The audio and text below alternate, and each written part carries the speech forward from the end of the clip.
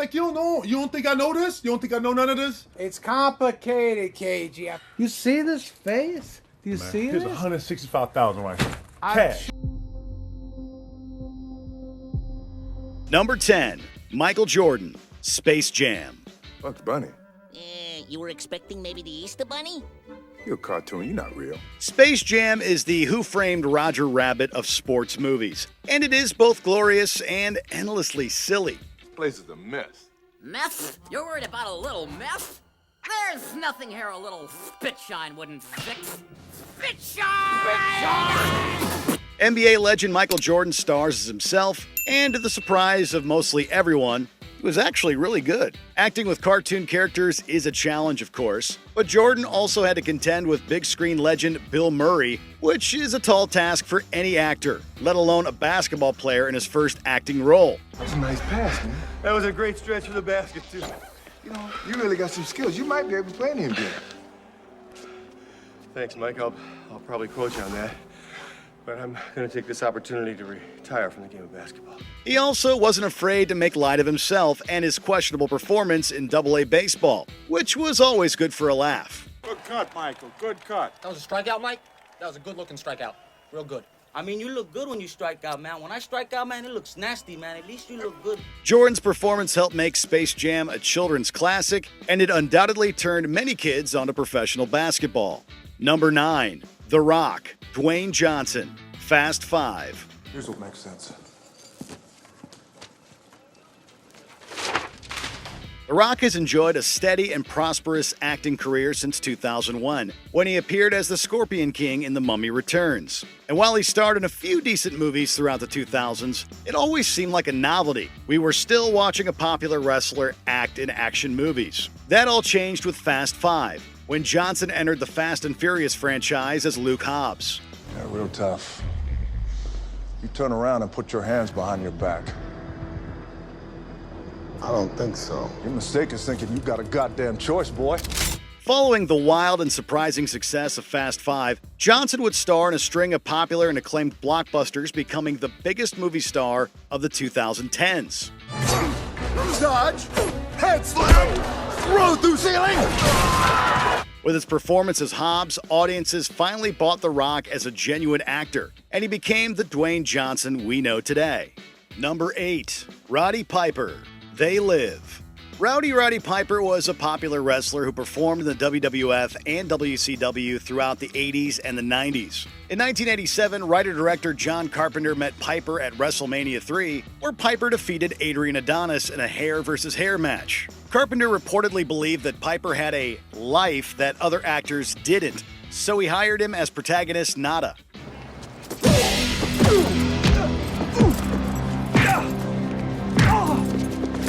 Piper brought a certain coolness to the role, and many of his scenes have become classics. For example, his hilariously droll delivery of the iconic bubblegum line, and his alleyway brawl with Keith David, which is considered by some to be one of the best fight sequences in movie history. I have come here to chew bubblegum and kick ass. And I'm all out of bubblegum. It's tough to act under John Carpenter and alongside Keith David, but the inexperienced Piper pulled it off. Brother, life's a bitch. She's back in heat. Number 7, Andre the Giant, The Princess Bride. We face each other as God intended. Sportsmanlike. No tricks, no weapons. Skill against skill alone. Apparently, the late 80s were a great time for wrestlers to get into acting. Andre the Giant, real name Andre Roussimoff, was a fan favorite of the WWF and also appeared in WrestleMania 3, where his fight with Hulk Hogan served as the main event. You're quick. A good thing, too. Why you wearing a mask? Were you burned by acid or something like that? Oh, no, it's just they're terribly comfortable. I think everyone will be wearing them in the future. Roussimoff did a bit of TV acting throughout the late 70s and early 80s, but his most popular work is that of Fezzik in The Princess Bride. You were supposed to be this colossus. You were this great legendary thing, and yet he gains.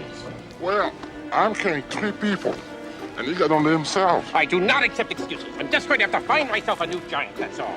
Don't say that, Vincini, please. His is one of the most charming performances in a movie chock full of them, and he lends the film a very warm atmosphere that few other actors, professional or otherwise, could accomplish. And by all accounts, Rusimov was just as much fun behind the camera as he was in front of it. Fuzzy, are there rocks ahead? If they are, we all be dead. No more rhymes now, I mean it. Anybody want to feel it? Number 6, Ray Allen, He Got Game.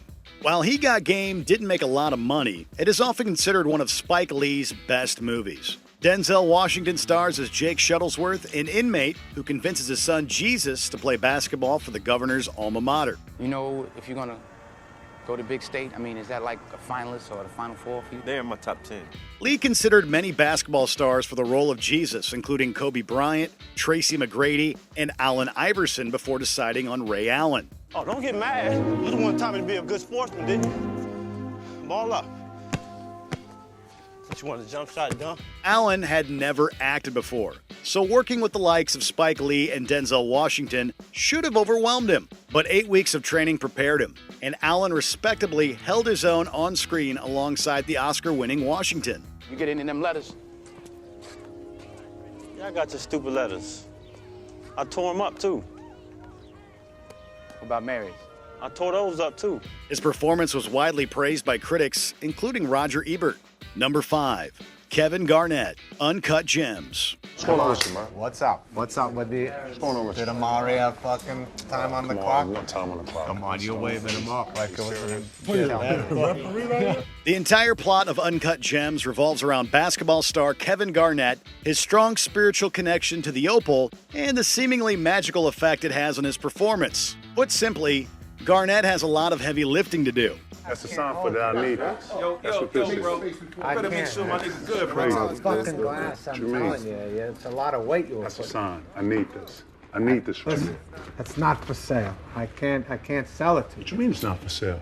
He also needed to share the screen with the likes of Adam Sandler and Lakeith Stanfield, but Garnett makes it seem effortless. He displays a wide range of emotions, including wonder, jovial friendliness, and deep frustration, and his characterization allows the audience to sense the opal's majesty and power. This hasn't been straight since I came here. You understand? Why are you saying that? Since I brought the opal, it's just one thing. You know, I come back over here, I brought it back. Howard, I brought it back. I didn't have to bring it back. You understand? And that is very important indeed, considering its importance to the story and characters. Number 4, Dave Batista, Marvel Cinematic Universe. Dave Batista is a pure physical powerhouse, wrestling under the stage name Batista and briefly dabbing in MMA in 2012. Finger to the throat means death.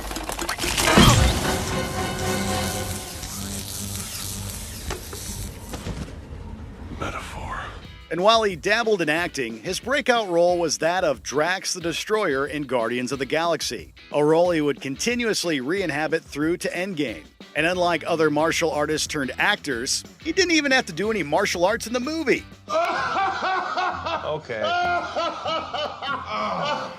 See, you just told everyone your deepest, darkest secret. Dude, come on. I think you're overreacting a little bit. You must be so embarrassed. This is one of those perfect casting decisions that result in fans wondering if anyone else could have possibly portrayed the character. Batista inhabits Drax from his immense physical frame, to his naivete and blunt forwardness, to his hilarious deadpan delivery.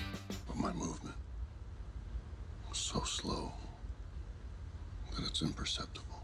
I'm sure I'm invisible. Hi, Drax. His comedic timing is impeccable, and it allows him to fit snugly in among far more experienced actors. How the hell is this dude still alive? He is not a dude. You're a dude. This is a man. A handsome, muscular man. Number 3, Arnold Schwarzenegger, The Terminator.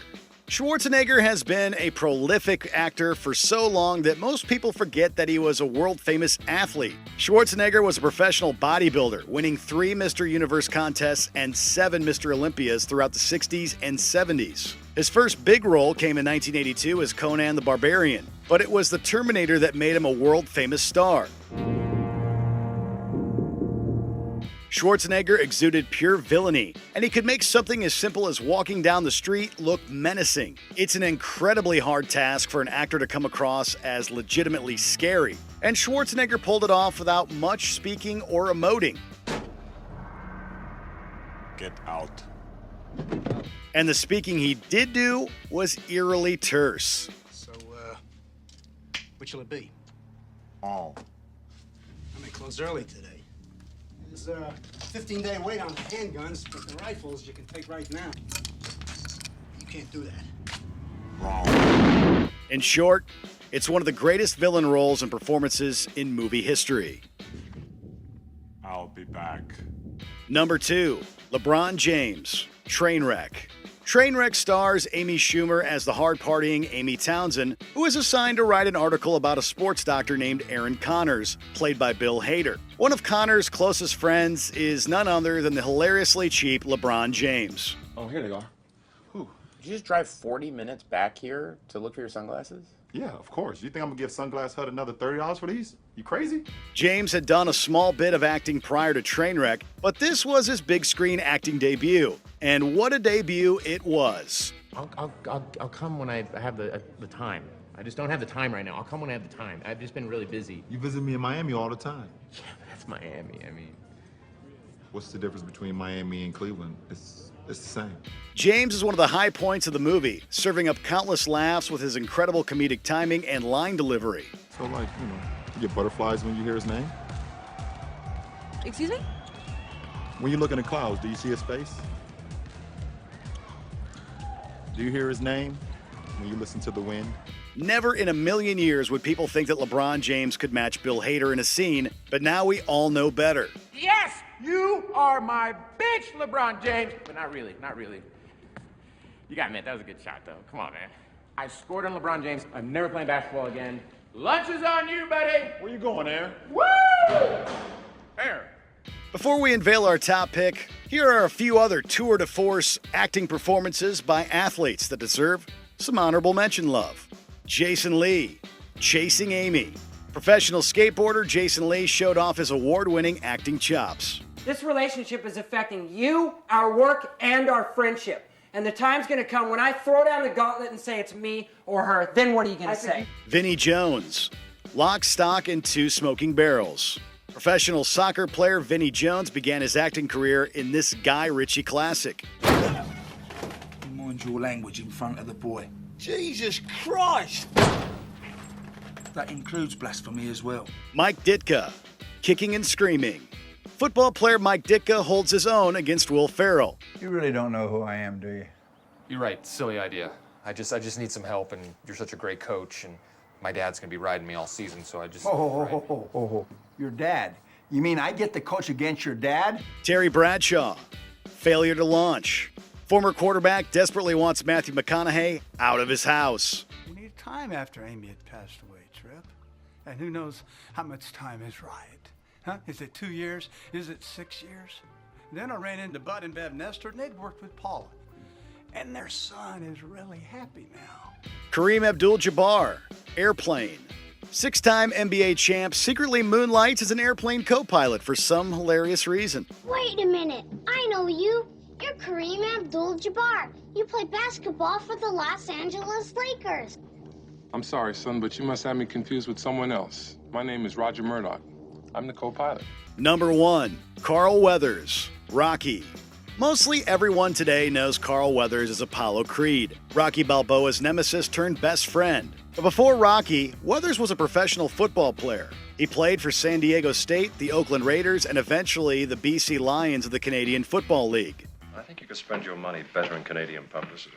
By the way, Apollo, I've got a couple of friends up in Toronto who'd probably be able to get you a pretty good tax break. He eventually retired in 1974 to pursue acting, and just 2 years later was starring as Apollo Creed. Weathers crafted arguably the most memorable villain ever depicted in a sports movie. Apollo is confrontational and grossly arrogant without being outright hateful, and Weathers expertly toes the line through his performance. Shake hands now, come on, fight. Put your hands up there, chump. It helped launch Weathers' successful movie career, and before long, everyone had forgotten the whole football thing. He was a natural on the screen. We have a split decision. Judge Walker